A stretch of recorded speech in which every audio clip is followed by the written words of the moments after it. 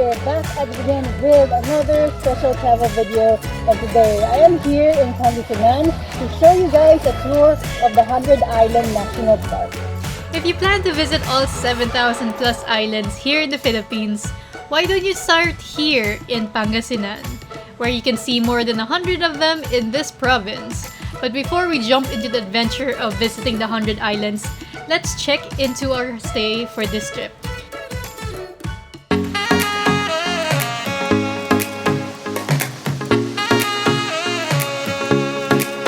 If you guys are looking for a place to stay here in Pangasinan, I highly recommend you check out Masamirey Cove Resort. In the small fishing village of Sual is where my friends and I discovered this Balinese themed resort.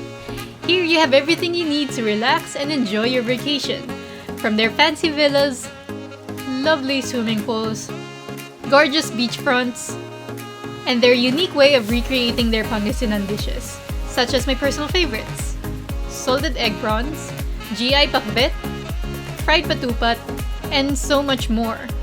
You can even request to have your meal by the beachfront or have a romantic night under some lights. If you decide to stay around Sual, the resort can also take you to some nearby highlights like Cabalitian Island and the fishing cages.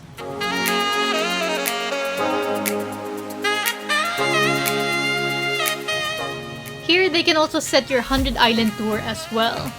One of the 100 Island tour highlights you can try in your island hopping is to visit Governor's Island. Here, you can find a view deck to get a 360-degree view of the 100 islands. Also, you can do a long zip line from one island to another, which can be scary at first, but the experience is worth trying since you'll be able to get a good view of the other islands around the area.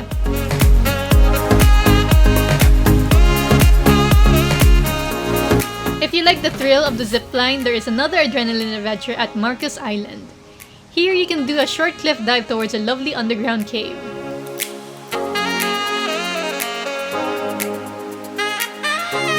Still want to have more fun in your island hopping? Then you should suit up and ride a banana boat. For only 250 pesos, you can enjoy not only the ride, but for 15 minutes, the boat will take you some sightseeing to see the other islands. If you're good at free diving, then don't forget to pack up your fins, because in one of the islands, you can also check out a beautiful underwater life.